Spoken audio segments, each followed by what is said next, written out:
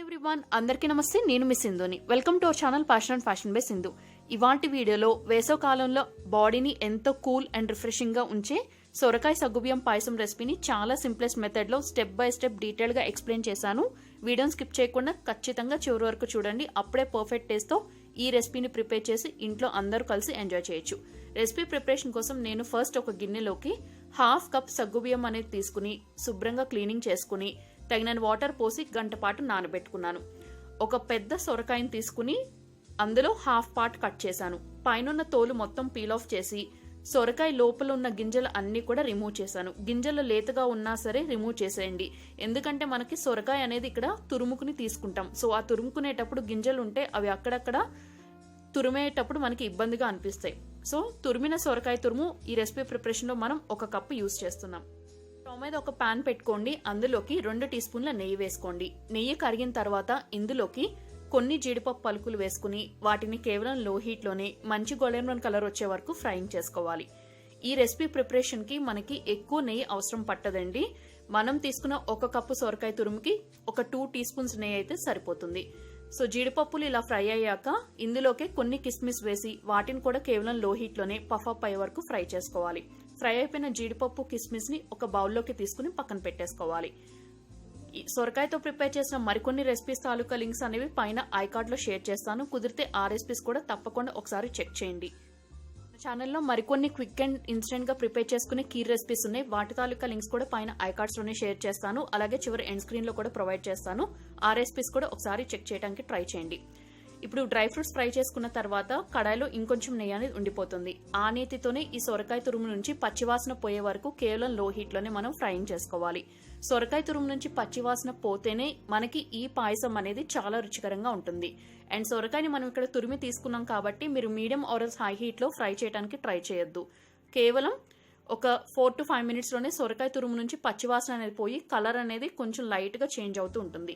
ఈ స్టేజ్ లో 2 కప్పుల కాచి చల్లార్చుకున్న పాలు అనేది యాడ్ చేస్తున్నాను నేను. మీరు కావాలి అనుకుంటే పచ్చి పాలతో కూడా ఈ రెసిపీ అనేది ప్రిపేర్ చేసుకోవచ్చు.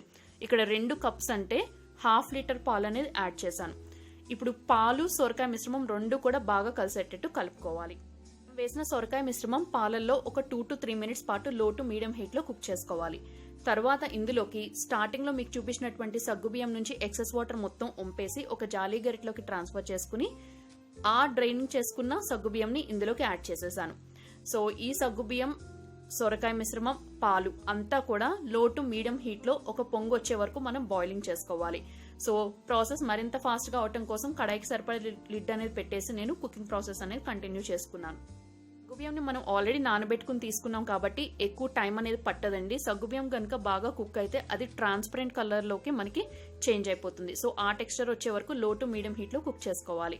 మీన్ వైల్ మనం ఏం చేద్దామంటే మరొక గిన్నె తీసుకుని అందులోకి 3 టీ స్పూన్ల కస్టర్డ్ పౌడర్ యాడ్ చేసుకోవాలి. నేను ఇక్కడ వెనిలా ఫ్లేవర్డ్ కస్టర్డ్ పౌడర్ అనేది యూజ్ చేశాను. ఈ 3 టీ స్పూన్ల కస్టర్డ్ పౌడర్ కి 3 టేబుల్ స్పూన్ల రూమ్ టెంపరేచర్ లో ఉన్నటువంటి మిల్క్ అనేది యాడ్ చేసి ఎలాంటి లంప్స్ అనేది లేకుండా వీడియో క్లిప్ లో చూపిస్తున్నట్టు ఇలా ఫ్లోయింగ్ కన్సిస్టెన్సీలో ఉండేలాగా మనం రెడీ చేసుకోవాలి. 5 మినిట్స్ తర్వాత మనం లిడ్ అనేది ఓపెన్ చేసి చూస్తే సగ్గుబియ్యం అనేది ఆల్మోస్ట్ ఆల్ కుక్ అయిపోయి పాలు కూడా ఒక ఉడుకు పడుతూ ఉంటాయి. ఇప్పుడు ఫ్లేమ్ ని లోకి అడ్జస్ట్ చేసుకుని ఇందాక కలిపుంచుకున్న కస్టర్డ్ మిశ్రమాన్ని ఇందులోకి పోసేసి ఇమీడియట్ గా గరిటె పెట్టి కలిపేసుకోవాలి. కస్టర్డ్ మిశ్రమం వేసిన తర్వాత ఫ్లేమ్ ని హైలో ఉంచకూడదండి, ఎందుకంటే అది వేయటం వల్ల త్వరగా చిక్కబడిపోయే ఛాన్సెస్ ఉంటాయి. ఇప్పుడు ఇందులోకి మరొక 2 కప్పులు కాచి చల్లార్చుకున్న పాలు అనేది పోసుకోవాలి. మరొక 2 కప్పులు అంటే ½ లీటర్ ఆఫ్ పాలు. సో స్టార్టింగ్ లో మనం ½ లీటర్ మిల్క్ యూజ్ చేసాం, ఇక్కడ ఇంకో ½ లీటర్ మిల్క్ యూజ్ చేసాం. టోటల్ గా ఈ రెసిపీ ప్రిపరేషన్ లో నేను 4 కప్స్ ఆఫ్ మిల్క్ యూజ్ చేశాను, అంటే 1 లీటర్ మిల్క్ యాడ్ చేశాను. ఇప్పుడు ఫ్లేమ్ ని మరొకసారి లో టు మీడియం అడ్జస్ట్ చేసుకుని లిడ్ అనేది పెట్టేసి 2 మినిట్స్ పాటు కుక్ చేసుకోవాలి. తర్వాత ఇందులోకి ½ కప్ షుగర్ యాడ్ చేశాను. ½ కప్ అంటే అప్రాక్సిమేట్లీ ఇది ఒక 120 గ్రామ్స్ వరకు ఉంటుంది.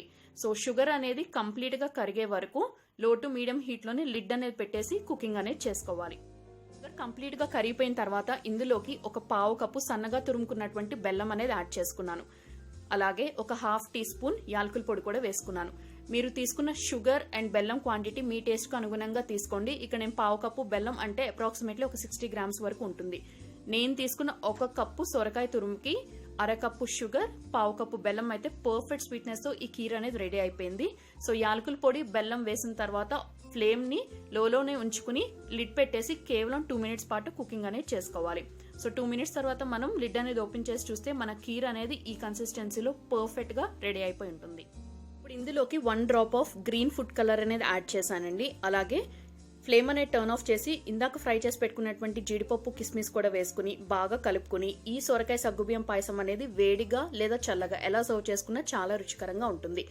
తప్పకుండా ఒక్కసారైనా ఈ రెసిపీని ట్రై చేసి మీ ఫీడ్బ్యాక్ ని నా కమెంట్ సెక్షన్ లో షేర్ చేసుకుని ఛానల్ ని సబ్స్క్రైబ్ చేసుకుని బెల్ ఐకాన్ యాక్టివేట్ చేసుకోండి. అలాగే రెసిపీ నచ్చితే ఫ్రెండ్స్ అండ్ రిలేటివ్స్ కూడా వీడియో లింక్ ఫార్వర్డ్ చేయండి. Thank you all very much for watching my video.